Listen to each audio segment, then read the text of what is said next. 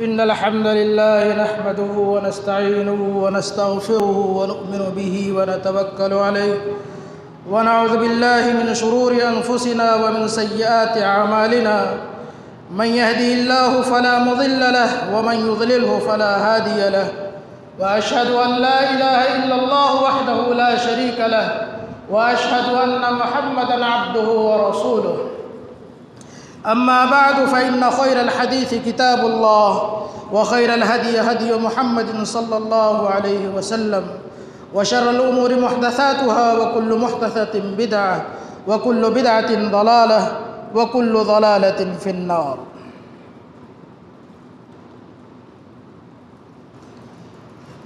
اللہ رب العالمین نے انسانوں کو اس دنیا میں پیدا کیا اور پیدا کرنے کے بعد انسانوں کی ہدایت اور ان کی رہنمائی اور ان کو سیدھے راستے پر چلانے کے لیے اللہ رب العالمین نے انبیاء اور رسول کا ایک سلسلہ شروع اور انہی انبیاء اور رسول کو اللہ رب العالمین نے معصوم عن الخطا بنایا۔ معصوم عن الخطا کا مطلب یہ ہوتا ہے کہ ان سے کسی بھی غلطی کا امکان نہیں، یعنی کبھی بھی ان سے کسی بھی قسم کی خطا اور کسی بھی قسم کی کوئی غلطی سرزد نہیں ہو سکتی، چاہے وہ بات کرے، چاہے وہ کوئی کام کرے، چاہے جس حالت میں بھی ہو، یہ ممکن نہیں ہے کہ ان سے غلطی ہو یا غلط پر وہ ہو۔ اس لیے انبیاء کے سوا کسی کی بھی اتباع اور کسی کی بھی پیروی صحیح نہیں۔ اب انبیاء کرام کے بعد جن کا رتبہ ہے اور جن کا مرتبہ ہے وہ ہے صحابہ کرام اور ہر نبی کے اس کے ساتھ۔ اب کیا صحابہ کرام بھی معصوم عن الخطا ہیں یا یہ کہ ان سے غلطی کا امکان یا غلطی کا صدور نہیں ہو سکتا؟ تو ایسی بات نہیں ہے۔ صحابہ کرام یا کسی بھی نبی کے ساتھی یہ معصوم عن الخطا نہیں، ان سے غلطی کا امکان ہو سکتا ہے، لیکن امت میں سب سے بہتر لوگ وہی ہوتے ہیں جو کہ انبیاء کے ساتھ اور انبیاء پر ایمان لانے والے ہوتے ہیں۔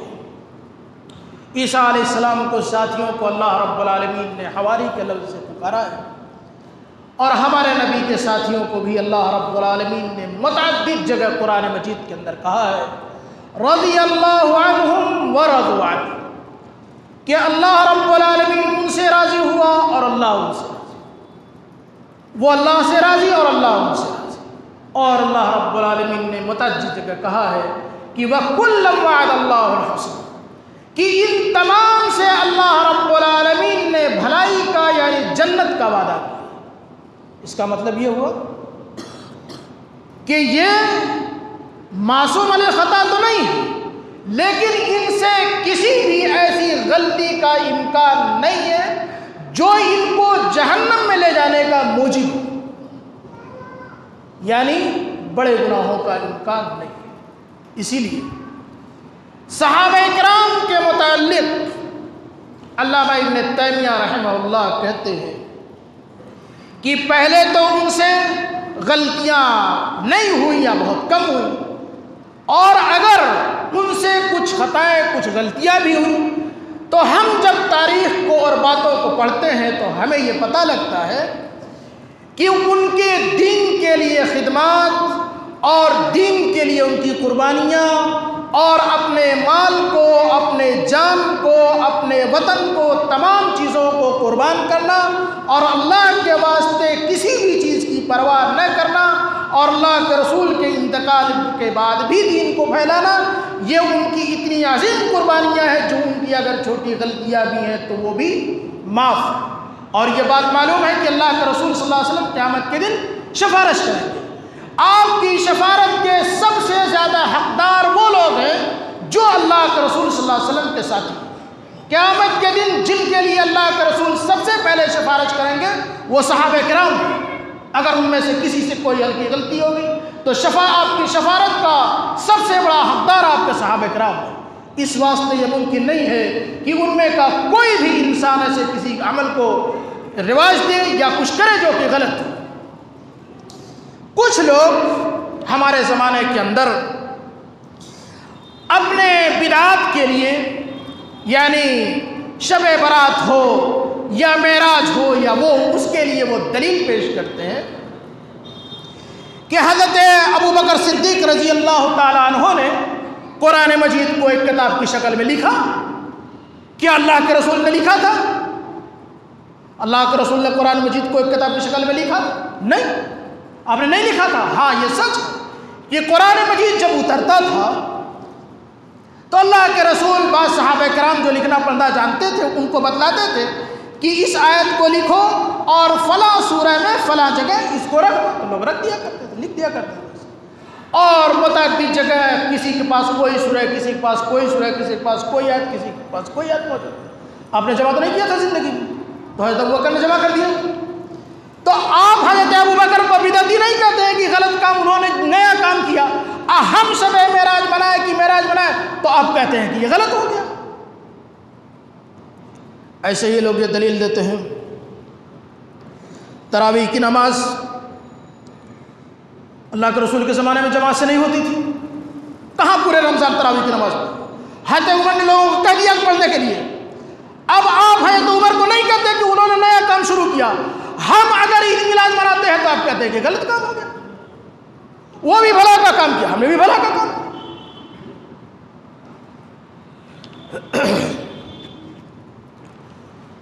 اس کا جواب یہ ہے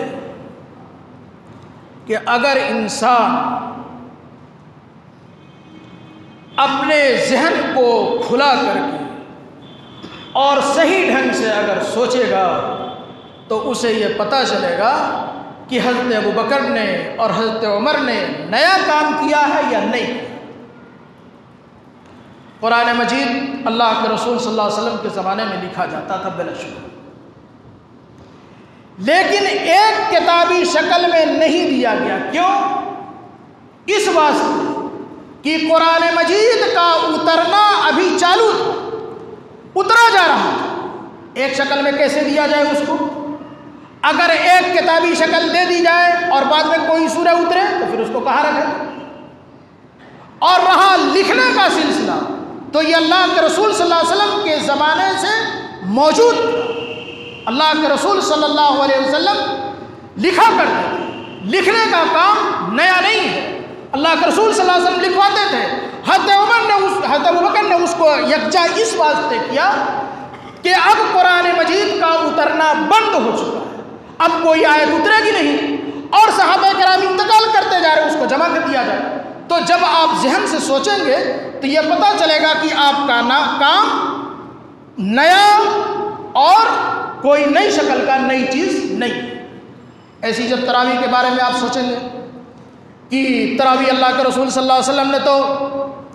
جماعت سے رمضان میں نہیں پڑھا ہے، تو عمر نے شروع کر دیا۔ کوئی نہیں کہتا کہ حضرت عمر بدعتی ہے۔ اس کا جواب کیا ہے؟ اس کا جواب یہ ہے کہ آپ اگر دلائل کو پڑھتے اور صحیح معنوں میں اگر آپ کے اندر یہ شوق ہوتا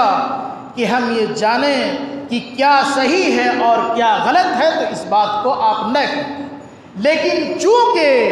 اندھی تقلید کا قلادہ آپ کے گلے میں اور آپ کے سر میں ہے، اس واسطے اس بات کو توڑ کر کے بیان کرتے ہیں تاکہ آپ عید میلاد اور معراج اور شب برات کے لیے دلیل کو بنا سکیں۔ آپ کو یہ پتہ ہے، صحیح روایت سے یہ بات ثابت ہے کہ اللہ کے رسول صلی اللہ علیہ وسلم نے 3 دن اپنی زندگی میں تراویح کی نماز پڑھائی،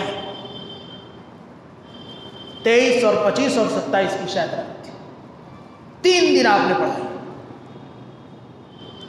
اور آپ کو یہ بھی پتا ہے کہ اللہ کے رسول صلی اللہ علیہ وسلم چوتھی رات اس واسطے نہیں نکلے کہ آپ نے یہ کہا کہ مجھے ڈر ہے کہ میں اگر برابر پڑھاؤں گا تو بعد کے لوگ کہیں یہ نہ کہیں کہ یہ نماز فرض ہے، چونکہ میں نبی ہوں میری اتباع ضروری ہے۔ لوگ یہ کہیں گے کہ آپ نے آخر عمر میں مستقل اس نماز کو پڑھا، اس واسطے یہ پڑھنا فرض ہے جیسے پانچوں نماز۔ اللہ کے رسول صلی اللہ علیہ وسلم حج کرنے کے لیے آئے، جب زمزم کے پاس پہنچے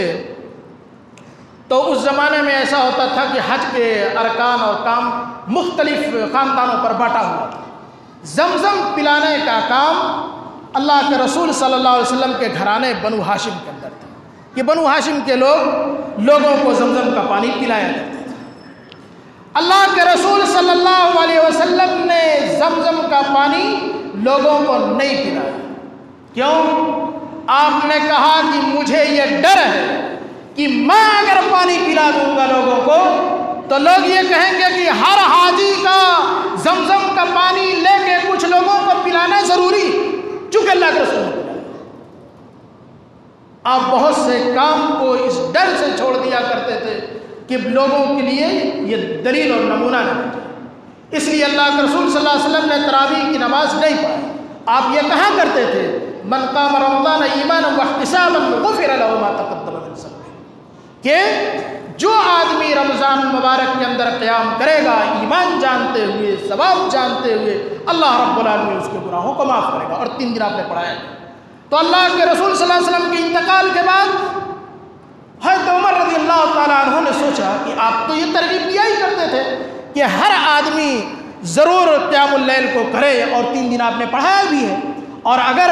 میں لوگوں کو یکجا کر دوں اور وہ جماعت سے پڑھ لیں تو جس کو پڑھنا آتا ہوگا وہ بھی پڑھ لے گا، نہیں پڑھنا آتا ہے وہ بھی پڑھ لے گا، جن کو آنا ہوگا تمام لوگ شریک ہو جائیں گے، اس ثواب میں سب لوگ شریک ہو جائیں گے۔ تو غلط کہا ہوگا؟ یہ کہاں کی بات ہے؟ لوگ ایک دلیل دیتے ہیں، اور کیا دلیل دیتے ہیں؟ اللہ کے رسول صلی اللہ علیہ وسلم کے زمانے میں جمعہ کے دن ایک اذان ہوتی تھی۔ حضرت عثمان بن عفان رضی اللہ تعالیٰ عنہ نے بازار کے اندر ایک دوسری اذان بھی شروع کر دی۔ دن میں ایک نیا کام کیا۔ کوئی یہ نہیں کہتا حضرت عثمان بدعتی ہو گئے، اہم شب منا لے، عید میلاد منا لے، تو آپ کہتے ہیں کہ غلط ہے۔ اذان کا مقصد لوگوں کو اعلان کرنا اور لوگوں کو یہ بتلانا ہے کہ وقت ہو چکا ہے، اور کوئی یہ دلیل نہ دے کہ اب سب کے پاس تو گھڑی ہے، ہر آدمی وقت کو جانتا ہے۔ اس وقت کے لوگ جتنا وقت کو جانتے تھے اتنا ہم نہیں جانتے ہیں۔ لوگ یہ کہتے ہیں پرانے لوگوں جب اٹھے صبح کے وقت تو تم اپنی گھڑی درست کر لو کہ ٹائم یہ ہوا ہے، اتنے صحیح ٹائم پر اٹھتے تھے۔ آج کل کے بھی پرانے وہ تو اور بھی زیادہ وقت کے اعتبار سے چلنے والے ہوتے تھے، وہ وقت کو ہم سے زیادہ جانتے تھے، لیکن پھر بھی اذان مشروع کی گئی تاکہ کوئی کام کے اندر موجود ہو تو وہ اس کام کو چھوڑے۔ تو حضرت عثمان رضی اللہ تعالیٰ عنہ نے چونکہ بازار اور مارکیٹ اللہ کے رسول کے زمانے میں جتنی تھی اس سے زیادہ ہو گئی اور اس سے بڑھ گئی، تو آپ نے یہ کہا کہ لوگ کاموں میں مشغول ہوں گے، اور جمعہ کی فرضیت اور اس کی فضیلت بہت زیادہ ہے۔ ممکن ہے کہ کوئی کام میں مشغول ہے اور نہ آ سکے، تو میں کچھ پہلے ایک اذان دلا دوں تاکہ لوگوں کو یہ احساس فوراً ہو جائے کہ جمعہ کا دن ہے اور وقت ہو گیا اور لوگ کام چھوڑ کر کے لوگ آ جائیں۔ تو حضرت عثمان بن عفان رضی اللہ تعالیٰ عنہ نے اس کو شروع کیا۔ یہ بھی عین سنت کی تعمیل کے اور سنت کے اصول اور تقاضوں کے مطابق تھا۔ آج بھی اگر کوئی 2 اذان دینا چاہے تو بالکل دے سکتا، اور اگر ایک دے تو بھی کوئی حرج نہیں۔ ایسے ہی لوگ کہتے ہیں حضرت عمر رضی اللہ تعالیٰ عنہ نے اپنے زمانے میں ایک مجلس کی 3 طلاقوں کو 3 طلق کر دیا، ایک نہیں مانا۔ صحیح؟ کیوں؟ آپ کو یہ پتا ہونا چاہیے کہ جب حضرت عائشہ صدیقہ رضی اللہ تعالیٰ عنہ پر افک کا واقعہ پیش آیا اور آپ کے اوپر الزام اور بہتان تراشی کی، اللہ کے رسول نے عبداللہ ابن ابی ابن سلول کو کوڑے نہیں مارے۔ کیا آپ جانتے ہیں اس بات کو؟ اللہ کے رسول نے کئی لوگوں کو کوڑا مارا ہے افک پر کہ انہوں نے جھوٹا الزام حضرت عائشہ پر کیوں لگایا، 80 کوڑے مارے، اور عبداللہ ابن ابی ابن سلول کو نہیں مارا۔ آپ کو اس مصلحت کا پتہ ہونا چاہیے، کیوں نہیں لگایا عبداللہ ابن ابی ابن سلول کو کوڑے؟ کچھ لوگوں نے یہ کہا کہ اس واسطے اللہ کے رسول نے عبداللہ ابن ابی ابن سلول کو کوڑے نہیں لگائے کہ وہ اس وقت مدینہ میں ایک بڑے قبیلے کا سردار تھا اور اس بات کا خدشہ موجود تھا کہ اس کو کوڑا مارا جائے، ہو سکتا ہے کچھ لوگ بھڑکیں اور فتنے کی وجہ سے۔ اور کچھ لوگوں نے یہ کہا کہ چونکہ اللہ رب العالمین نے قرآن مجید کے اندر کہا ہے والذین جاؤوا بالافک عصبۃ منکم لا تحسبوه شرا لکم بل هو خیرا لکم، پھر اللہ نے کہا ہے والذی تولی کبرہ منہم لہ عذاب علیم، کہ جس آدمی نے اس واقعے کے بڑے حصے کا ذمہ لیا، یعنی جو سب سے بڑا ذمہ دار ہے اس تہمت اور الزام کے لگانے کا، لہو عذاب علیم، اس کے لیے دردناک اور سخت عذاب ہے قیامت کے دن۔ تو اللہ کے رسول صلی اللہ علیہ وسلم نے یہ سوچا کہ جب اللہ رب العالمین نے خود ہی اس بات کا وعدہ کیا ہے کہ جو اس الزام کا سب سے بڑا حصے دار ہے اللہ تعالیٰ اس کو قیامت کے دن عذاب دے گا، تو پھر مجھے کوڑا مارنے کی کوئی ضرورت اس کو نہیں ہے۔ اور امت کے متفقہ اصول میں سے یہ بات ثابت ہے کہ حاکم وقت یعنی خلیفہ، اور خلیفہ وہ نہیں جو کہ غلط ہو یا کسی بھی ملک کا حاکم ہو تو وہ سمجھے کہ میں خلیفہ اور میں حاکم ہوں، نہیں، جو حقیقت میں خلیفہ ہو اور جس پر امت متفق ہو اور جو کتاب و سنت کا عامل ہو اور جو کتاب و سنت کی طرف دعوت دینے والا حاکم اگر حقیقت میں ہے، جیسے حضرت ابوبکر، حضرت عمر اور دیگر لوگ ہیں، تو حاکم کو یہ اتفاق، یہ اختیار موجود ہے کہ وہ حدود کے اندر کچھ کمی اور زیادتی کو کر سکتا ہے، چاہے کسی بھی زمانے میں، ضروری نہیں ہے کہ یہ خلفائے راشدین کے ساتھ خاص ہے۔ کوئی بھی اگر حقیقت میں حاکم ہے، خلیفہ ہے، جو اس کا حقدار اور حقیقت میں ہے، تو وہ مصلحت کا خیال کرتے ہوئے کچھ حدود میں کمی اور زیادتی کر سکتے ہیں، متفقہ اصول ہے، ایسا نہیں کہ ایسی بات ہے۔ مثلا کسی نے شراب پیا، شراب کی سزا کتنی ہے؟ 40۔ اگر حاکم وقت چاہے تو شراب پینے والے کو معاف بھی کر سکتا ہے کہ ٹھیک ہے تم کو کوڑا نہیں لگا، اور اگر چاہے تو 40 کے بجائے 60 اور 80 کوڑا بھی وہ مار سکتا ہے۔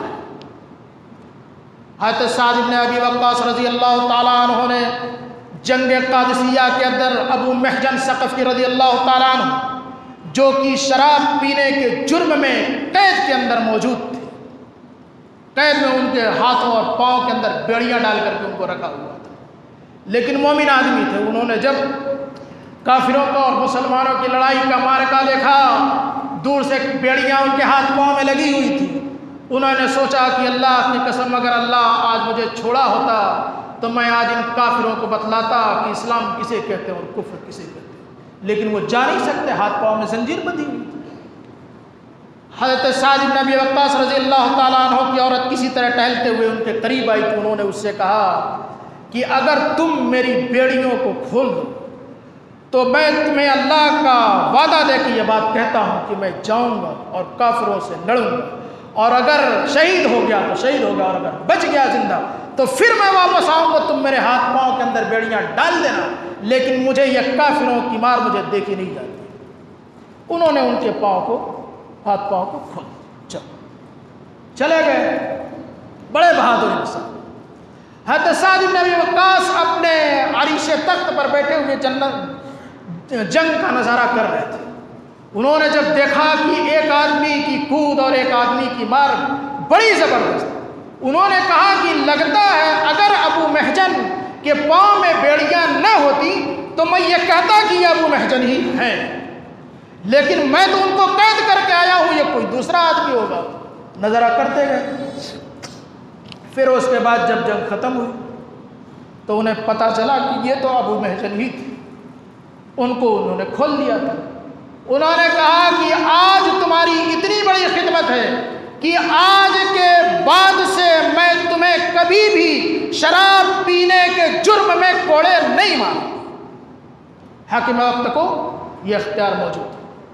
انہوں نے، ابو محجن نے بھی یہ کہا کہ آج کے بعد سے میں کبھی پھر شراب پیوں گا، انہوں نے بتایا۔ حضرت عمر رضی اللہ تعالیٰ عنہ نے کچھ مصلحتوں کو دیکھا، انہوں نے یہ کہہ دیا کہ ایک مجلس کی 3 طلاقیں 3، اس میں لفظ موجود ہے کہ لوگ کتاب کے ساتھ کھیل کرنے لگے تو انہوں نے ایسا کیا۔ حاکم وقت کو یہ اختیار موجود ہے، اس لیے کوئی یہ نہ کہے کہ یہ غلط ہے اور اپنی بدعت کے جواز کے لیے دلیل کو نہ پیش کرے، بلکہ اپنے ذہن کے اندر صحابہ کرام کے لیے حسن ظن رکھے اور اپنی اندھی تقلید کو چھوڑے۔ اللہ رب العالمین نے اس دین کو مکمل کیا ہے اور اس دین کے اندر کسی بھی قسم کی کمی اور زیادتی کی گنجائش نہیں ہے۔ اب لوگ، بہت سے لوگ ہیں، وہ مثلاً شب برات کو ہی لیجیے، بہت سے دلائل دیتے ہیں۔ کیا دلائل دیتے ہیں؟ دلائل یہ دیتے ہیں کہ فلاں روایت کے اندر یہ لکھا ہوا ہے کہ جو شب برات کے اندر 15ویں شعبان کو 1000 رکعت نماز پڑھے گا، 100 رکعت نماز پڑھے گا یا 12 رکعت نماز پڑھے گا، اللہ تعالیٰ اس کو اتنے ثواب دے گا، یہ ثواب دے گا، وہ ثواب دے گا۔ آپ نے کبھی حدیث کے ذخیرے کے اندر یہ دیکھا کہ یہ روایت صحیح ہے یا غلط ہے؟ اسلام وہ واحد مذہب ہے جس نے اپنے لوگوں کی تاریخ کو اتنا حفاظت کی ہے جتنا کسی بھی مذہب، کسی بھی قوم نے اپنے بڑوں کی تاریخ کی حفاظت نہیں کی۔ ایک ایک آدمی کے حالات اور واقعات اس تاریخ کے اندر اور سیر کے اندر موجود ہیں، کون کیسا ہے کون کیسا نہیں۔ زمانہ بھی تھا ان لوگوں کے انتقال کو، لیکن آج بھی ان کی تاریخ ان کے اندر کتابوں کے اندر مدون ہے۔ ہم پڑھنے کے بعد جان جائیں گے کہ یہ آدمی کیسا ہے اور کیسا نہیں، جو اس تاریخ کے اندر گھسے اور جائے۔ اب جب کوئی روایت کوئی دلیل کے طور پر کوئی پیش کرے تو اس کو یہ جاننا چاہیے کہ روایات کے اندر اور احادیث کے اندر 2 قسم کی روایت ہوتی ہیں، کچھ صحیح قابل عمل اور کچھ ضعیف ناقابل عمل جن پر عمل نہیں کیا جا سکتا۔ اب آپ جن دلائل کو دیتے ہیں شب برات یا شب معراج یا عید میلاد کے جواز پر، کیا وہ دلائل صحیح ہیں یا غلط؟ تو جتنے یہ دلائل دیتے ہیں ان کو علامہ ابن الجوزی نے کتاب الموضوعات کے اندر، یعنی وہ کتاب جس کے اندر من گھڑت روایت اور جھوٹی روایتوں کو لکھا، اس کے اندر لکھا۔ اب کوئی آدمی یہ جانتے ہوئے کہ یہ روایت ضعیف ہے، ناقابل عمل ہے، پھر بھی وہ اس کو دلیل کے طور پر یہ دے کہ یہ روایت کے اندر ہے، اس طریقے سے اس واسطے تم شب برات کے اندر ایسا کرو یا عید میلاد کے اندر ایسا کرو، تو اس کی کیا مثال ہے؟ اس کی مثال یہی ہے کہ اللہ رب العالمین نے قرآن مجید کے اندر کہا ہے کہ وَجَحَدُوا بِهَا وَاسْتَيْقَنَتْهَا أَنفُسُهُمْ ظُلْمًا وَعُلُوًّا۔ اللہ رب العالمین نے فرعون اور فرعون والوں کے بارے میں کہا ہے کہ موسیٰ علیہ السلام جب اپنی نشانیوں کو اور اپنی آیتوں کو لے کر کے گئے فرعون والوں کے پاس اور ان کو اپنی نشانیاں دکھائیں، اپنے ہاتھ کو جو کہ اجلا ہو جاتا تھا اور اپنی لاٹھی کو جو کہ سانپ بن جایا کرتی تھی اس کو جب دکھایا تو ان لوگوں نے کیا کہا کہ سحر عظیم، یہ بہت بڑا جادوگر آدمی۔ لیکن قرآن مجید کیا کہتا ہے؟ قرآن مجید ان کی دل کی کیفیت کا غماز ہو کے یہ کہتا ہے کہ وَجَحَدُوا بِهَا، ان لوگوں نے ان نشانیوں کو انکار کیا، وَاسْتَيْقَنَتْهَا أَنفُسُهُمْ، اور ان کے دل نے یقین کیا کہ یہ نشانیاں سچ ہے، ظُلْمًا وَعُلُوًّا، ظلم کے طور پر اور شرکشی کے طور پر انہوں نے اس کا انکار کیا۔ وہ یہ جانتے تھے کہ یہ سچ ہے یہ نشانیاں، لیکن اور ان کا دل اس بات کو مانتا تھا کہ یہ سچ ہے، لیکن پھر بھی انہوں نے ان نشانیوں کا انکار اس واسطے کیا تاکہ ہم موسیٰ علیہ السلام سے بڑے ہو سکیں اور ان کے اوپر شرکشی کر سکیں۔ اور اسی طریقے سے اللہ رب العالمین نے قرآن مجید کے اندر یہ کہا ہے کہ وَإِذْ أَخَذَ اللَّهُ مِيثَاقَ الَّذِينَ أُوتُوا الْكِتَابَ لَتُبَيِّنُنَّهُ لِلنَّاسِ فلا تکتمونہ فنبذوہ وراء ظہورہم، کہ اللہ رب العالمین نے قرآن مجید کے اندر کہا ہے کہ اللہ رب العالمین نے کہا وَإِذْ أَخَذَ اللَّهُ مِيثَاقَ الَّذِينَ أُوتُوا الْكِتَابَ، کہ اللہ رب العالمین نے جب ان لوگوں سے یہ عہد اور پیمان لیا جن کو کی کتاب یعنی توریت اور انجیل، کیا عہد لیا کہ لَتُبَيِّنُنَّهُ لِلنَّاسِ، کہ تم اس بات کو لوگوں کے لیے ظاہر کرو گے، جو بھی اس کتاب کے اندر چیزیں ہیں اور باتیں ہیں تم لوگوں کو اس کے لیے بیان کرو گے، وَلَا تَكْتُمُونَهُ، اور تم اس کو چھپاؤ گے نہیں، جو بھی توریت کے اندر اور انجیل کے اندر ہے ان باتوں کو تم لوگوں کو بتلاؤ گے اور اس کو چھپاؤ گے نہیں۔ لیکن ان یہودیوں نے اور نصرانیوں نے کیا کیا؟ فَنَبَذُوهُ وَرَاءَ ظُهُورِهِمْ، اللہ کے اس عہد و پیمان کو انہوں نے چھوڑ دیا اور اس کو چھپایا اور لوگوں کے لیے بیان نہیں کیا، اور دنیا کی تھوڑی پونجی کو حاصل کرنے کے لیے اللہ کی آیتوں اور نشانیوں کو چھوڑ دیا۔ اس کی مثال اللہ کے رسول صلی اللہ علیہ وسلم کے زمانے میں یہود کے 2 آدمیوں نے زنا کیا، ایک مرد اور زنا کیا۔ وہ لوگ آئے اللہ کے رسول صلی اللہ علیہ وسلم کے پاس، تو اللہ کے رسول نے کہا کہ ٹھیک ہے، تم لوگ زنا کے بارے میں تورات میں کیا پاتے ہو؟ تورات تمہارے پاس موجود ہے، اس میں کوئی حکم تم پاتے ہو کہ زناکاروں کے ساتھ کیا کرنا چاہیے؟ تو ان لوگوں نے یہ کہا کہ ہم یہ پاتے ہیں کہ زانی اور زانیہ عورت کے چہرے کو کالا کیا جائے اور اس کو گدھے پر بیٹھا کر کے شہر کے اندر گھما دیا جائے۔ عبداللہ ابن سلام رضی اللہ تعالیٰ عنہ موجود تھے، انہوں نے کہا کہ اللہ کے رسول انہوں نے جھوٹ کہا، توریت کے اندر رجم موجود ہے کہ اگر مرد اور عورت زنا کریں، شادی شدہ ہو، تو ان کو رجم کیا جائے۔ کہا گیا کہ ٹھیک ہے، تب توریت لاؤ اور پڑھو، دکھاؤ۔ تو وہ لوگ توریت لائے تو ان کے عالم نے جہاں پر رجم کی آیتیں تھی وہاں ہاتھ رکھا اور اوپر کی باتوں کو پڑھا اور نیچے کی باتوں کو پڑھا۔ عبداللہ ابن سلام موجود تھے، انہوں نے کہا اپنے ہاتھ کو ہٹا۔ ہاتھ کو جب ہٹایا کہا یہاں پڑھو، تو جب یہاں پڑھا تو اس میں لکھا ہوا کیا کہ زانی مرد عورت کو رجم۔ اس لیے یہودیوں کی مشابہت اختیار کرتے ہوئے اگر تم یہ جانتے ہو کہ یہ بات غلط ہے اور یہ صحیح نہیں ہے اور یہ روایت ضعیف ہے، اس پر عمل کے لائق نہیں ہے، تو تم اس کو چھپاؤ نہیں بلکہ اس کو لوگوں کے لیے واضح کرو اور لوگوں کے لیے اس کو بتلاؤ کہ یہ بات صحیح نہیں ہے۔ اور اس کی حقیقت یہ ہے کہ ان کے اندر عمل کرنے والے لوگوں میں بھی بہت سے ایسے لوگ موجود ہیں جو کہ اس بات کو مانتے ہیں کہ یہ چیزیں بدعت ہیں اور دین کے اندر نیا کام، پھر بھی وہ ان کو چھپائے رکھتے ہیں اپنے مقاصد کو حاصل کرنے کے لیے اور اپنے منصب کو اور اپنے جاہ کو حاصل کرنے کے لیے۔ بہت سے لوگ یہ کہتے ہیں کہ اللہ کے رسول صلی اللہ علیہ وسلم نے تو جہاز سے نہیں سفر کیا، آپ کے زمانے میں پنکھا نہیں تھا، آپ کے زمانے میں پکی عمارتیں نہیں تھیں، آپ نے کیوں بنا لیا؟ یہ بھی تو نیا کام ہے، یہ بھی تو ایک نئی چیز۔ اللہ کے رسول کی مسجد جو تھی وہ کچی دیواروں کی بنی ہوئی تھی، آپ نے پکی دیوار کیوں بنائی؟ اسی طریقے سے پنکھے ہیں، لائٹ ہے، دیگر چیزیں ہیں، یہ تو اس زمانے میں نہیں تھی، اس کو آپ استعمال کریں، یہ بھی غلط، یہ بھی بدعت۔ تو آپ کو پہلے یہ جاننا چاہیے کہ دنیا کے اندر یہ جو چیزیں پائی جاتی ہیں ان کے اندر 2 چیزیں، ایک تو ہے دنیاوی امور اور ایک ہے دینی امور۔ دنیاوی امور کیا ہے؟ دنیاوی امور میں یہی ہے کہ یہ سڑکیں بنانا، یہ جہاز بنانا، یہ بس بنانا، یہ چیزیں بنانا،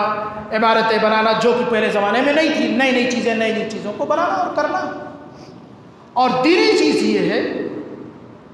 کہ عبادات جیسے نماز ہے یا روزہ ہے یا حج ہے یا زکوٰۃ ہے، یہ جو بھی چیزیں ہیں ان کو کرنا اور ان کو نہ کرنا۔ اس کے اندر اصول یہ ہے کہ جو بھی دنیاوی چیزیں ہیں ان کے اندر تمام کی تمام چیزیں تو تمہارے لیے حلال ہے، تم جو بھی چاہو،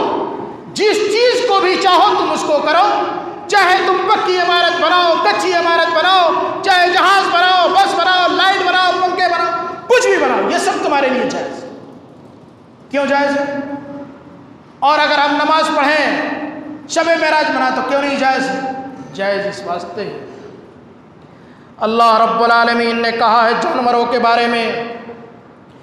کہ وَتَحْمِلُ أَثْقَالَكُمْ إِلَى بَلَدٍ لَمْ تَكُونُوا بَالِغِيهِ إِلَّا بِشِقِّ الْأَنفُسِ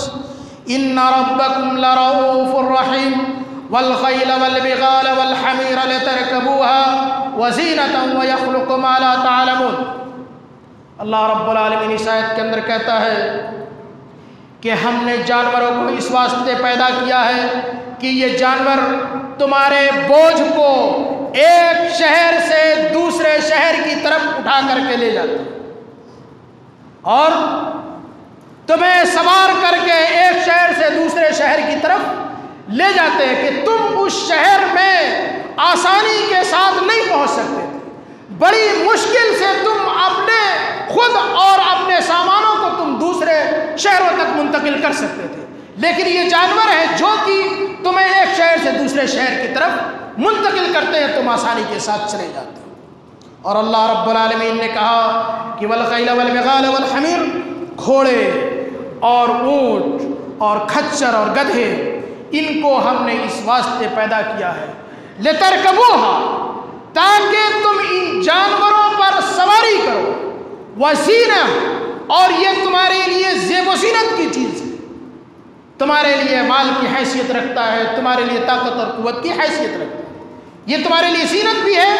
اور سواری بھی ہے، تم ان پر سوار ہو کر ایک شہر سے دوسرے شہر۔ پھر اللہ رب العالمین نے کہا وَيَخْلُقُ مَا لَا تَعْلَمُونَ، اور اللہ تعالیٰ بہت سی ایسی چیزوں کو پیدا کرتا ہے جس کو کہ تم نہیں جانتے۔ یہ تو اللہ رب العالمین نے یہ کہا کہ ہم نے اس وقت تمہارے لیے پیدا کیا ہے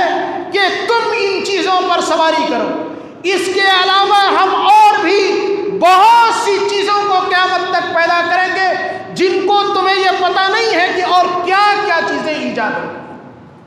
آج بھی اگر ہم نے جہاز دیکھا اور تو کوئی اس سے بڑی چیز نہیں دیکھا، راکٹ دیکھا، اللہ جانے قیامت کے قریب اور کون کون سی چیزیں ایجاد ہوں گی، اور یقیناً ایجاد ہوں۔ کیوں؟ اس واسطے کہ اللہ کے رسول صلی اللہ علیہ وسلم نے یہ کہا ہے کہ قیامت کے قریب جب قیامت قائم ہوگی تو وہ لوگ بہت خوشحال اور بہت بہتر زندگی اس وقت گزارتے ہیں۔ اللہ کے رسول نے کہا ہے وَهُمْ فِي رَغِيبٍ وَعَيْشٍ، کہ وہ بہت اچھی خوشحال زندگی ہو گئی۔ اس کا مطلب کہ اس سے بھی اور بھی بہت سی چیزیں ایجاد ہو گئی، تو یہ چیزیں اگر حرام ہوتی تو اللہ کے رسول صلی اللہ رب العالمین یہ نہیں کہتا کہ تم ان پر تو سواریاں کرو اور ہم تمہاری سواری کے لیے اور بھی بہت سی چیزوں کو تمہارے لیے ایجاد کریں گے۔ اور اسی طریقے سے اللہ کے رسول صلی اللہ علیہ وسلم نے یہ کہا کہ اگر کپڑا ریشمی ہو تو تم اس کو نہیں پہن سکتے۔ آپ نے کیا کہا کہ تمام کی تمام کپڑے آپ کے لیے جائز ہیں، تم تمام کپڑوں کو استعمال کر سکتے سوائے یہ کہ ریشم۔ تو جتنی بھی دنیاوی چیزیں ہیں وہ تمام کی تمام ہمارے لیے حلال ہیں،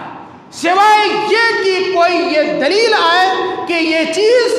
حرام ہے، جیسے ریشمی کپڑا ہے، اور ایسے ہی سونا اور چاندی کا استعمال یہ مردوں کے لیے اللہ رب العالمین نے، اللہ کے رسول نے حرام کر کہ مرد سونا نہیں پہن سکتا، چاندی نہیں پہن سکتا سوائے یہ کہ انگوٹھی کے برابر۔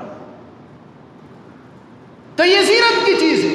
یہ عورتوں کے لیے جائز ہے لیکن مردوں کے لیے حرام ہے، اس واسطے کہ اس کا حرمت ثابت ہے۔ تو دنیاوی جتنی بھی چیزیں تمام کی تمام کا استعمال آپ کے لیے جائز ہے۔ اللہ رب العالمین نے کہا قُلْ مَنْ حَرَّمَ زِينَةَ اللَّهِ الَّتِي أَخْرَجَ لِعِبَادِهِ وَالطَّيِّبَاتُ مِنَ الرِّزْقِ، کہ تم یہ کہو کہ کس شخص نے حرام کیا ہے زینت اللہ رب العالمین کی پیدا کی ہوئی زیب و زینت کی چیزوں کو، والطیبات من الرزق، اور جو بہترین رزق اللہ نے اتارا ہے وہ کس نے حرام کرا دیا کہ یہ تمہارے لیے زیب و زینت کی چیزیں اور یہ بہترین رزق تمہارے لیے کون حرام ہے؟ سوائے یہ کہ اگر کسی قسم کی زیب و زینت کی چیز ہمارے لیے ثابت ہو کہ یہ حرام ہے تو ہم اس کو نہیں استعمال کریں گے، یا اگر کوئی رزق کی کوئی کھانے کی چیز اگر اللہ نے یہ کہا کہ یہ حرام ہے تو ہم اس کو نہیں استعمال کریں گے۔ تو دنیاوی امور کے اندر جتنی بھی چیز سب کے سب ہمارے لیے حلال ہے، اس کی بہت سی مثالیں موجود ہیں۔ اور جو دینی امور ہیں جیسے نماز یا روزہ، حج یا زکوٰۃ یا قربانی یا قسمیں کھانا یا کوئی بھی دینی کام کس کو کہتے ہیں؟ وہ کام جو ہم اس مقصد سے کریں کہ اللہ رب العالمین اس سے خوش ہوگا اور ہم اللہ رب العالمین کے قریب ہوں گے اور اللہ رب العالمین ہمیں جنت کا مستحق قرار دے گا اور اس پر ہم کو ثواب اور اجر۔ یہ تمام کی تمام کام ہمارے لیے حرام، یعنی ہم نماز کوئی بھی نماز نہیں پڑھ سکتے سوائے ان نمازوں کے جس کو اللہ کے رسول صلی اللہ علیہ وسلم نے جائز اور صحیح اور مشروع قرار دیا۔ ہم کوئی بھی روزہ نہیں رکھ سکتے سوائے اس روزے کو جس کو کہ اللہ رب العالمین نے یا اللہ کے رسول نے صحیح قرار دیا۔ حج ہم نہیں کر سکتے، عمرہ ہم نہیں کر سکتے سوائے وہ حج وہ عمرہ اور اس طریقے پر جو اللہ نے اور اللہ کے رسول نے بتلایا ہے۔ ہم زکوٰۃ کوئی بھی نہیں دے سکتے سوائے اس طریقے پر جس طریقے پر اللہ کے رسول نے زکوٰۃ کو اور صدقات کو کرنے کے لیے کہا۔ ہم ذبح نہیں کر سکتے سوائے اس طرز پر اس طریقے پر ذبح کر سکتے ہیں جو اللہ کے رسول نے ہمارے لیے جائز اور صحیح قرار دیا ہے۔ اللہ کے رسول صلی اللہ علیہ وسلم نے کہا من احدث فی امرنا هذا ما ليس منه فهو رد، کہ جس آدمی نے بھی ہمارے اس دینی معاملے کے اندر کسی نئی چیز کو ایجاد کیا تو وہ رد کر دیا جائے گا، وہ مردود ہے اور ناقابل قبول ہے۔ آپ نے کیا کہا؟ فی امرنا، ہمارے اس دینی اور شرعی معاملے میں۔ آپ نے یہ نہیں کہا ہے کہ کسی نے اگر نئے طرز کی عمارت کو بنا لیا یا کسی نئے طرز کے سواری کی چیز کو ایجاد کر لیا تو وہ رد نہیں۔ ہمارے دینی معاملے کے اندر ایسی اللہ رب العالمین نے کہا ایک جگہ ام لہم شرکاء شرعوا لہم من الدین ما لم یأذن بہ اللہ، کہ یہ کافر جو مورتیوں کے سامنے کھانے رکھتے ہیں اور جو طرح طرح کی عبادتوں کو کرتے ہیں اپنے مورتیوں کے سامنے اپنے بتوں کے سامنے، یہ وہ کام ہے جو کہ وہ لوگ جن کو وہ اللہ کا ساجھیدار قرار دیتے ہیں انہوں نے ایسے کاموں کو ان کے لیے کہا ہے کرنے کے لیے جس کی اجازت اللہ نے نہیں دی، یعنی اللہ نے نہیں کہا، ان کے ساجھیداروں نے اور ان کے دیگر لوگوں نے ان کاموں کو کہا کہ ایسا کرو تو یہ لوگ کرنے لگے۔ تو یہ کام کیا ہے؟ یہ کام رد ہے اور مردود ہے اور غلط ہے۔ اللہ رب العالمین نے ایک جگہ کہا ہے اتخذوا احبارهم ورهبانهم اربابا من دون اللہ، کہ یہودیوں کی ایک خرابی یہ تھی کہ وہ اپنے عالموں کو اور اپنے پادریوں کو رب بنا لیتے تھے اور رب کے برابر اس کو درجہ دیتے تھے، یعنی اللہ بنا لیتے تھے، اللہ کے برابر ان کو درجہ دیا کرتے تھے۔ جب یہ آیت اتری اس وقت حضرت عدی بن حاتم رضی اللہ تعالیٰ عنہ وہاں موجود تھے، وہ بھی پہلے یہودی تھے۔ انہوں نے کہا اے اللہ کے رسول، ہم اپنے عالموں کو رب اور اللہ تو نہیں کہا کرتے تھے، اللہ رب العالمین نے یہ کیسے کہہ دیا کہ انہوں نے اپنے عالموں کو رب بنا لیا؟ ہم تو رب ان کو نہیں بناتے تھے، ہم تو رب نہیں مانتے تھے۔ اللہ کے رسول نے کہا الا تحلون ما حرم اللہ وتحرمون ما احل اللہ، کہا کہ کیا ایسی بات نہیں تھی کہ جس چیز کو اللہ نے حلال قرار دیا ہے تمہارے عالم اس کو حرام کہتے تو تم حرام مان لیتے تھے، اور جس کو اللہ نے حرام قرار دیا تھا تمہارے عالم جب اس کو حلال کہتے تو تم اس کو حلال مان لیا کرتے تھے۔ کہا کہ ہاں یہ بات تو تھی کہ کوئی چیز حلال ہوتی تھی اور ہمارے علماء بیٹھ کر کے کہہ دیا کرتے تھے کہ یہ حلال نہیں ہے، حرام، لوگ حرام مان، کوئی چیز حرام ہوتی لوگ کہہ دیتے کہ یہ حلال ہے، کوئی بات نہیں کر سکتے تو ہم اس کو حلال۔ کہا یہی رب بنانا ہے، فذالک اتخاذ الرب، تو یہی رب بنانا ہے۔ کیا کسی اللہ کی اور اللہ کے رسول کی حرام کی ہوئی چیز کو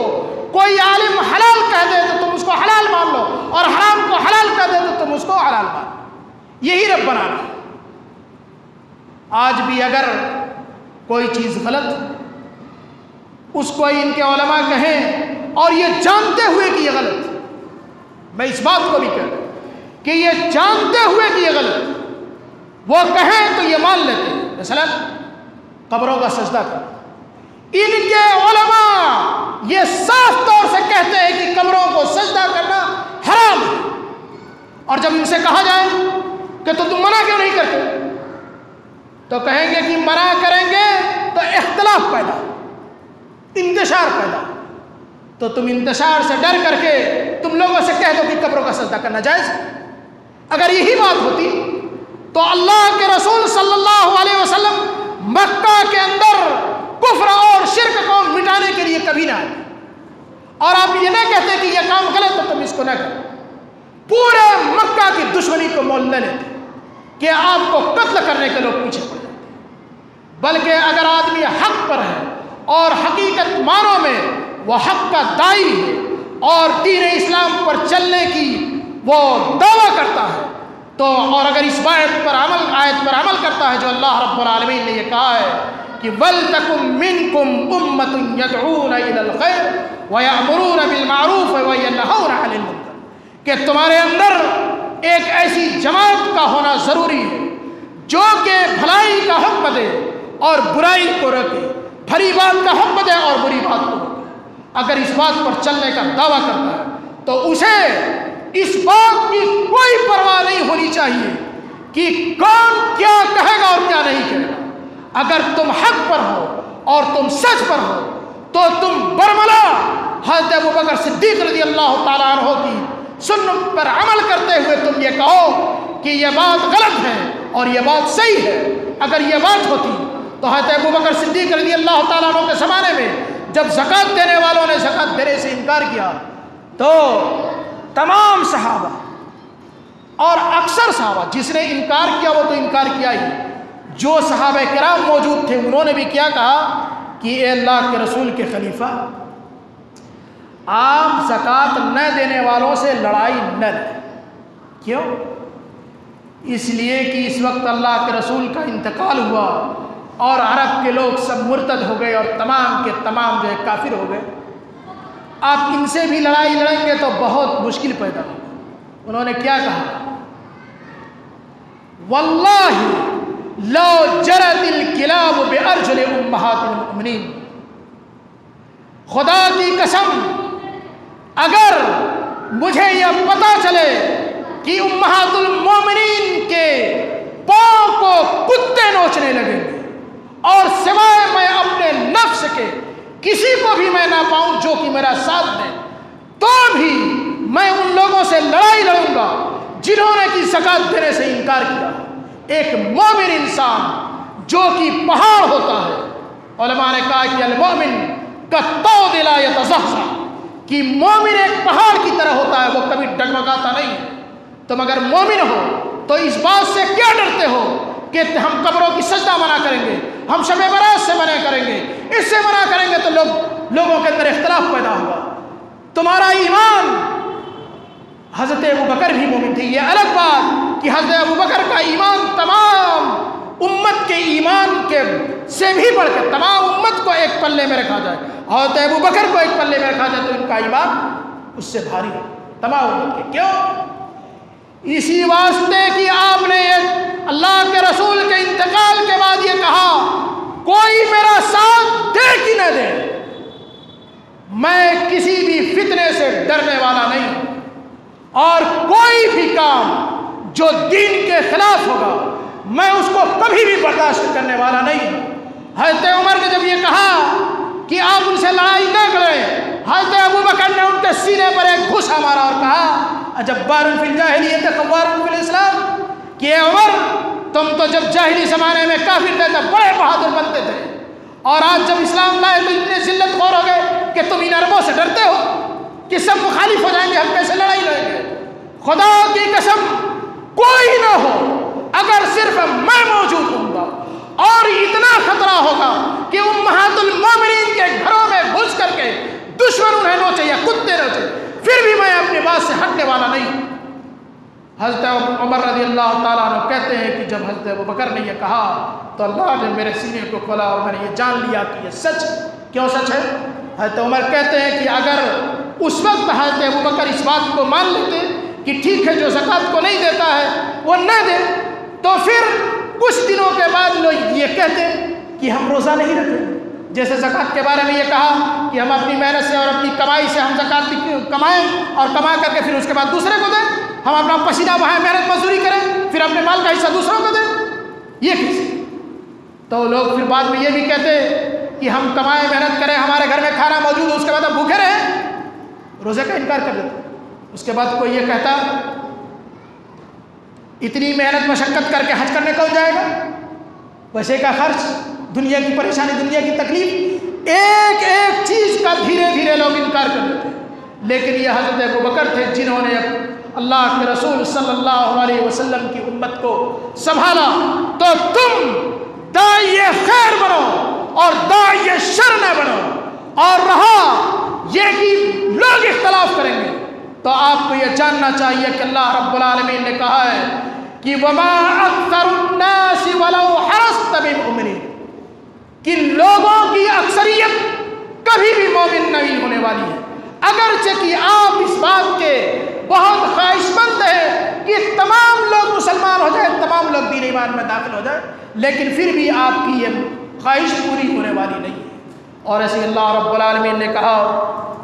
کہ وَإِن تُطِعْ أَكْثَرَ مَنْ فِي الْأَرْضِ يُضِلُّوكَ عَنْ سَبِيلِهِ، کہ اگر آپ دنیا کے اندر اکثریت کا خیال کرتے ہوئے چلیں گے تو آپ یہ دیکھیں گے کہ لوگ آپ کو گمراہ کر دیں گے۔ اگر آپ زیادہ تر لوگوں کا خیال کریں گے تو لوگ آپ کو اللہ کے راستے سے ہٹا دیں گے۔ اللہ رب العالمین نے ایک اور جگہ کہا ہے وَلَن تَرْضَ عَنْكَ الْيَهُودُ وَلَا النَّصَارَىٰ حَتَّىٰ تَتَّبِعَ مِلَّتَهُمْ، کہ یہود و نصارہ یہ تم سے کبھی بھی خوش ہونے والے نہیں ہیں یہاں تک کہ تم ان کے مذہب اور ان کی ملت کی پیروی کرو۔ اگر تم یہ چاہو کہ زیادہ تر لوگ ہیں اسی طرف میں رہو تو یہ گمراہی کا راستہ اور گمراہی کا سبب ہے، بلکہ صحیح تو یہ ہے کہ کبھی بھی حق پر رہنے والے لوگ کم ہی ہوتے ہیں، اور یہ نہیں ہے کہ تم لوگوں کو حق بات نہ کہو، بلکہ اللہ کے رسول صلی اللہ علیہ وسلم نے یہ کہا ہے کہ عجبت لأقوام يدخلون الجنة مسلسلين بالحديد قيل من هم یا رسول اللہ قال الذين يؤترون على الحق اطرا۔ اللہ کے رسول صلی اللہ علیہ وسلم یہ کہتے ہیں کہ مجھے تعجب ہوا کہ میں نے کچھ لوگوں کو دیکھا کہ وہ جنت میں داخل ہو رہے ہیں اور ان کے ہاتھوں میں بیڑیاں نہیں، ہاتھ میں زنجیر لگی ہوئی ہے اور وہ جنت میں داخل ہے۔ مجھے یہ تعجب ہوا کہ کوئی آدمی جنت میں جائے اور اس کے ہاتھ میں بیڑی لگی، یہ تو اللہ کے رسول یہ کہتے ہیں کہ میں نے پوچھا جبریل سے کہ یہ تو جنت میں جب آدمی جائے گا تو یہ تو خوشی کی بات ہے، اچھی طریقے جانتی ہے، ہاتھ میں بیڑی لگی۔ آپ نے کہا الذین یؤترون علی الحق اطرا، کہ یہ وہ لوگ ہیں جو حق پر مجبور کیے جاتے ہیں، جن سے زبردستی نماز پڑھوائی جاتی ہے اور جن سے زبردستی روزہ رکھوایا جاتا ہے اور جن سے زبردستی توحید کا کام کرایا جاتا ہے اور شرک سے روکا جاتا ہے۔ یہ وہ لوگ کہ کرنے والے نہیں ہیں، لیکن ان سے جب زبردستی یہ کام کرایا جاتا ہے تو ان لوگوں نے اس کام کو کیا جس کی بنیاد پر اللہ رب العالمین اس کو جنت میں داخل کرے گا، ہاتھ میں بیڑیاں لے، بعد میں کھول دے گا، یہ الگ بات، لیکن جس وقت داخل ہوں گے اس وقت ان کے ہاتھوں کے اندر بیڑیاں لگیں گی۔ بدعات اور خرافات کے بارے میں اللہ کے رسول صلی اللہ علیہ وسلم نے کہا کہ اس کی مثال اس طریقے سے ہے کہ جیسے تم یہ مانو کہ کچھ لوگ کشتی پر سوار ہیں، ان میں سے کچھ لوگ اوپری حصے پر ہیں اور کچھ لوگ نیچے کے حصے۔ اب پانی لینے کے لیے نیچے جو لوگ ہیں ان کو اوپر جانا پڑتا ہے، اوپر جا کر کے وہ سمندر میں ڈول ڈال کر کے پانی کو نکالتے ہیں۔ اگر وہ یہ سوچیں کہ ہم اوپر جاتے ہیں لوگوں کو تکلیف ہوتی ہے اور پریشانی ہوتی ہے، اگر ہم کشتی کے نیچے سے ایک تختہ نکال لیں اور ہم یہیں سے پانی لیں تو ہم کو اوپر نہیں جانا پڑے گا، نہ اوپر والوں کو تکلیف ہوگی نہ ہم کو تکلیف۔ تو آپ نے کہا کہ اگر اوپر والے آ کر کے نیچے والوں کا ہاتھ پکڑیں کہ تم نیچے سے تختہ نہ نکالنا، نہیں تو تم بھی ڈوبو گے ہم بھی ڈوبیں گے، تم اوپر سے آ کر کے پانی لے لو یا ہم سے کہو ہم پانی نکال کے دیں گے، تب تو وہ بھی بچیں گے اور نیچے والے بھی بچیں گے، اور نہیں تو سب کے سب غرق۔ اسی طریقے سے اس امت کے اندر جو لوگ برا کام کرتے ہیں ان کو روکنا اور ان کو منع کرنا یہ ضروری ہے، اس لیے کہ اگر ہم نہیں منع کریں گے تو تمام کے تمام لوگ فتنوں کے اندر اور گمراہی کے اندر اور عذاب کے اندر مبتلا ہوں گے۔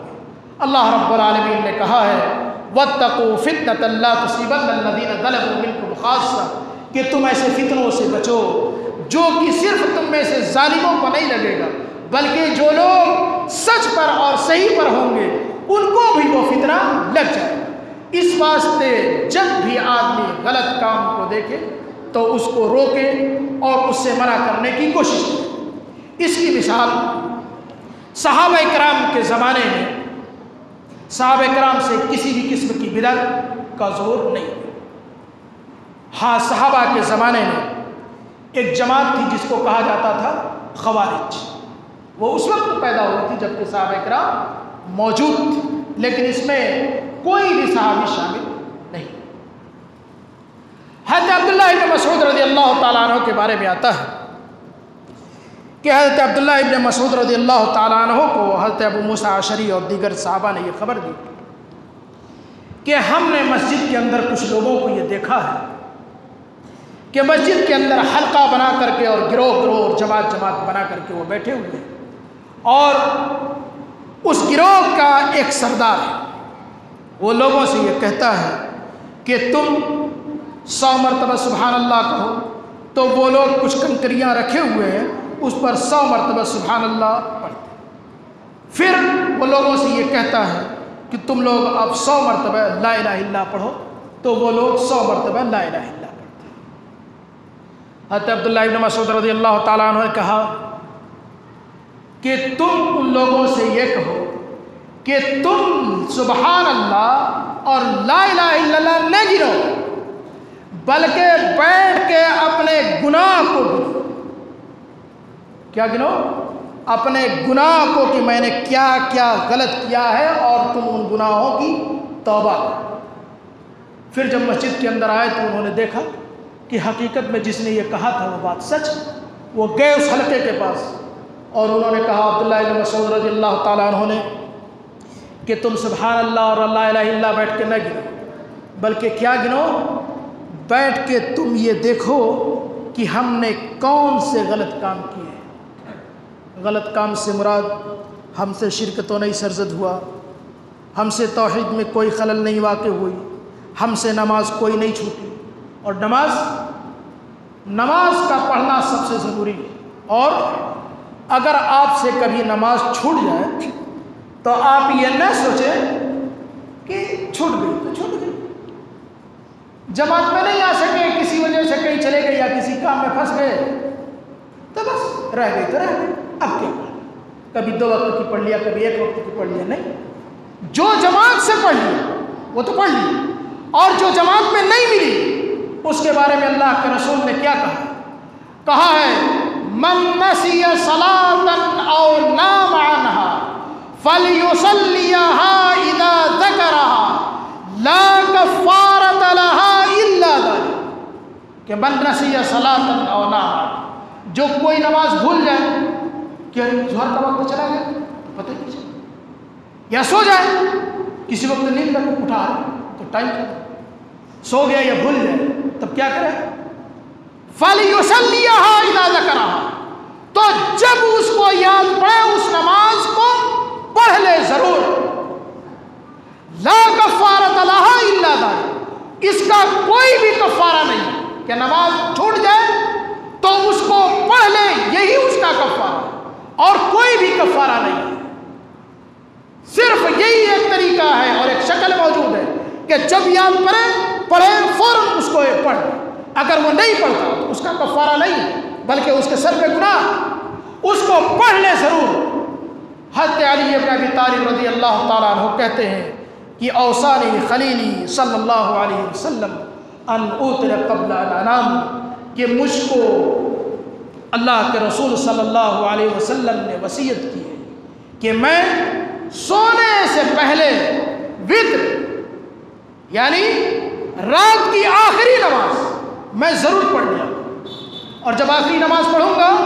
تو اگر کوئی نماز میری چھوٹی ہوگی تو میں اس کو بھی ضرور، تو نماز یا کوئی بھی ارکان ان کا کفارہ یہی ہے کہ ان کو پھر سے ادا کر دیا جائے. شب برات کو منانے والے لوگوں میں کچھ لوگ ہیں شیعہ اور رافضی. علماء نے یہ لکھا ہے کہ شیعہ کے اور روافض کے ایک آخری امام ہیں جن کا نام ہے محمد بن حسن العسکری. ان کی پیدائش کے بارے میں بھی یہ لوگ یہ کہتے ہیں کہ یہ 15ویں شعبان کو پیدا ہوئے تھے، اور اسی خوشی میں وہ لوگ بھی اس دن حلووں کا بنانا اور دیگر کاموں کا کرنا وہ کرتے ہیں. اور ہمارے اہل سنت جو دلائل دیتے ہیں اور جو باتیں کہتے ہیں وہ تمام کی تمام ضعیف اور موضوع. اس کے اندر جو یہ روایت بیان کی جاتی ہے کہ اللہ کے رسول صلی اللہ علیہ وسلم 15ویں شعبان کو بقیع کے اندر گئے اور آپ نے قبر کی زیارت کی، تو یہ روایت جو ہے جو 15ویں شعبان کے لفظ سے ہے وہ روایت ضعیف ہے، اور یہ ترمذی کے اندر ہے. اور جو مسلم کے اندر جو روایت موجود ہے جس کے اندر اس بات کا ذکر ہے کہ اللہ کے رسول صلی اللہ علیہ وسلم کبھی کبھی بقیع کی زیارت کیا کرتے تھے، تو وہ روایت صحیح. اس کے اندر دن کا اور تاریخ کا کوئی بھی ذکر نہیں. اور اسی طریقے سے جو لوگ یہ کہتے ہیں کہ اس دن حلوہ اس واسطے بنایا جائے کہ اللہ کے رسول صلی اللہ علیہ وسلم کے دانت شہید ہوئے یا حضرت حمزہ رضی اللہ تعالیٰ عنہ شہید ہوئے، تو ہمیں یہ جاننا چاہیے کہ غزوہ احد شوال کے مہینے میں پیش آیا ہے، شعبان کے مہینے میں نہیں پیش آیا. صحیح تاریخ کے مطابق آپ سیر کی کتابوں کا مطالعہ کر کے دیکھ لیجیے، غزوہ احد شوال کے مہینے میں ہے، شعبان کے مہینے میں نہیں. ایسے ہی جو لوگ یہ کہتے ہیں کہ شب برات کی فضیلت اس واسطے ہے کہ اللہ رب العالمین نے قرآن مجید کے اندر کہا ہے کہ حامیم والکتاب المبین انا انزلناہ فی لیلۃ مبارکۃ انا کنا منذرین، کہ ہم نے قرآن مجید کو بابرکت رات میں اتارا ہے، اور ہم نے قرآن مجید کو اس واسطے اتارا ہے کہ یہ لوگوں کو یہ ڈرا سکے اللہ کے عذاب سے. تو اس سے مراد 15ویں شعبان ہے، لیلۃ مبارکہ سے. یہ بھی غلط. کیوں غلط ہے؟ اس واسطے کہ علماء کا یہ متفقہ فیصلہ ہے کہ القرآن یفسر بعضہ بعض، کہ قرآن کا بعض حصہ بعض حصے کی تشریح کرتا، یعنی قرآن کے اترنے کا ذکر قرآن مجید کی متعدد آیتوں کے اندر ہے، تو متعدد آیتیں اس کی وضاحت کریں گی کہ اس کا کیا مطلب ہے. اس میں صرف اللہ رب العالمین نے یہ کہا ہے کہ ہم نے اس کو بابرکت رات میں اتارا ہے،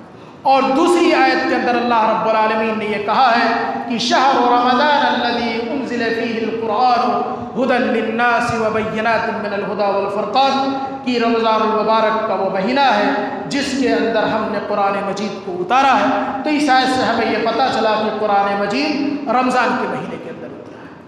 پھر اس کے بعد اللہ رب العالمین دوسری آیت کے اندر کہتا ہے کہ انا انزلناہ فی لیلۃ القدر وما ادراک ما لیلۃ القدر لیلۃ القدر خیر من الف شہر تنزل الملائکۃ والروح فیہا بإذن ربہم من کل امر سلام ہی حتی مطلع الفجر۔ اللہ رب العالمین اس آیت کے اندر کہتا ہے کہ ہم نے قرآن مجید کو لیلۃ القدر کے اندر اتارا۔ لیلۃ القدر کیا ہے؟ جو کہ رمضان کے آخری عشرے کے اندر تاک راتوں کے اندر، یعنی 21، 23، 25 اور 27 اور 29 کے اندر ہم نے ان میں سے کسی ایک رات کے اندر ہم نے اتارا۔ تو اس کا مطلب کہ لیلۃ مبارکہ وہی لیلۃ القدر ہے جس کے اندر قرآن مجید کو اتارا گیا۔ قرآن مجید کے اترنے کی شکل یہ ہے کہ اللہ رب العالمین نے لوح محفوظ سے پورا قرآن مجید یک بارگی آسمان دنیا میں بیت العزا کے اندر اتارا، اور پھر وہاں سے تھوڑا تھوڑا حسب ضرورت دنیا کے اندر اترتا گیا۔ اللہ رب العالمین اس سورہ کے اندر یہ بھی کہتا ہے کہ تنزل الملائکۃ والروح فیہا بإذن ربہم من کل امر، کہ اس رات کے اندر فرشتے اور جبریل امین زمین کے اندر اترتے ہیں۔ کچھ لوگوں نے روح سے مراد انسانوں کی روح لیا ہے۔ کیا لیا ہے؟ انسانوں کی جو روح ہے جو مرنے کے بعد علیین سجین میں جاتی ہے وہ آتی ہے۔ اب کیسے اس کا فیصلہ؟ آپ کہیں کہ روح سے مراد جبریل امین اور وہ کہیں روح سے مراد انسانوں کی روح، تب کیسے فیصلہ؟ فیصلہ یہی ہوگا کہ امام مالک رحمہ اللہ نے کہا ہے کہ لن يصلح امر هذه الامه الا بما صلح به الاول، اس امت کے حالات کو سدھارا جا سکتا ہے تو اسی طرز پر چل کے سدھارا جا سکتا ہے جس طرز پر اس امت کے پہلے لوگ یعنی صحابہ کرام تھے۔ تو اب ہم یہ دیکھیں کہ صحابہ کرام سے کیا روح کی کوئی تشریح اس آیت کی آئی ہوئی؟ تو اس آیت کی جو تشریح آئی ہوئی ہے صحابہ کرام سے وہ روح سے مراد جبریل امین۔ تو ہم قرآن مجید کو اسی طرز پر سمجھیں گے جس طرز پر صحابہ کرام نے سمجھا۔ تو کوئی دلیل لے کہ شب قدر کے اندر یا شب برات کے اندر روحیں آتی ہیں، جبکہ اس آیت کے اندر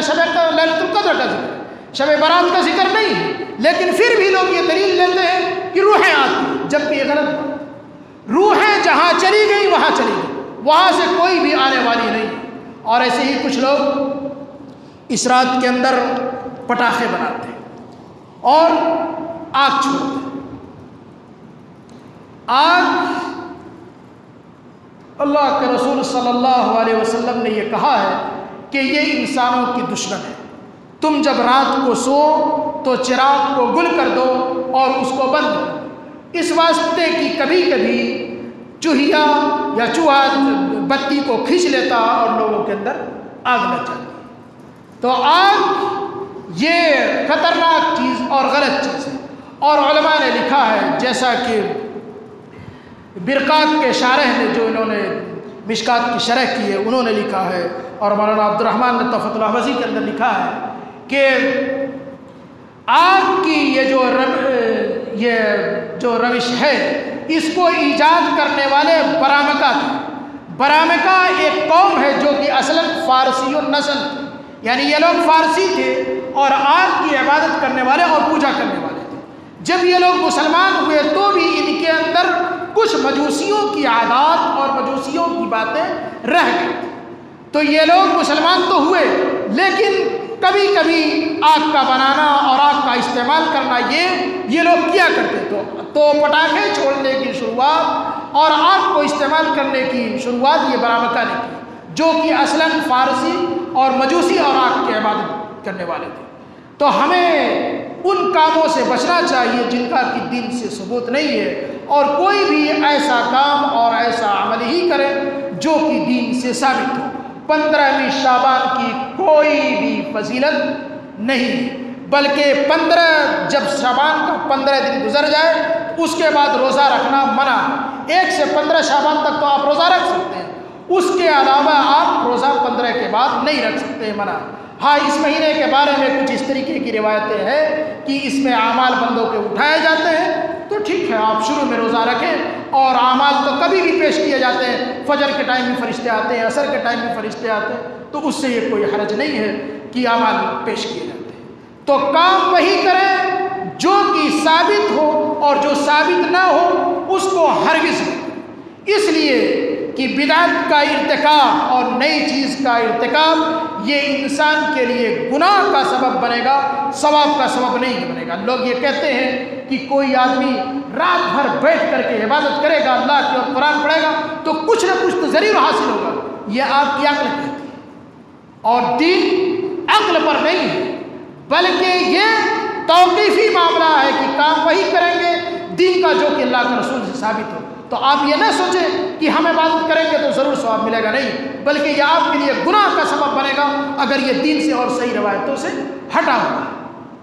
اب آخر میں دعا ہے کہ اللہ رب العالمین ہمیں دین اسلام پر چلنے کی توفیق بخشے، اور صحیح دین کی سمجھ دے، اور صحیح طریقے پر اللہ کی عبادت کرنے کی توفیق دے، اور دنیا کے اندر بھی بھلا رکھے، اور مرنے کے بعد بھی اللہ رب العالمین بھلائی دے اور جنت میں داخلے کا مستحق بنائے، اور اللہ رب العالمین ایسے مسلمانوں کو ہدایت دے جو کہ گمراہ ہیں۔ لوگ یہ دعا کرتے ہیں اللہم اہد ضالنا المسلمین، اللہم اہد ضالنا المسلمین، اللہم اہد ضالنا المسلمین، یہ اللہ مسلمانوں میں جو لوگ گمراہ ہیں تو ان کو ہدایت کے راستے پر لا، جو لوگ بھی دین حق سے ہٹ گئے ہیں اللہ رب العالمین تو ان کو دین کی سمجھ دے۔ تو ہم یہ دعا کرتے ہیں کہ جو لوگ مسلمانوں میں گمراہی کے راستے پر چلے گئے ہیں اللہ ان کو دین کی سمجھ دے، اور ان کو صحیح دین اور صحیح مذہب پر لے کر کے آئے۔ وآخر دعوانا الحمدللہ رب العالمین، وصلی اللہ علیہ وسلم۔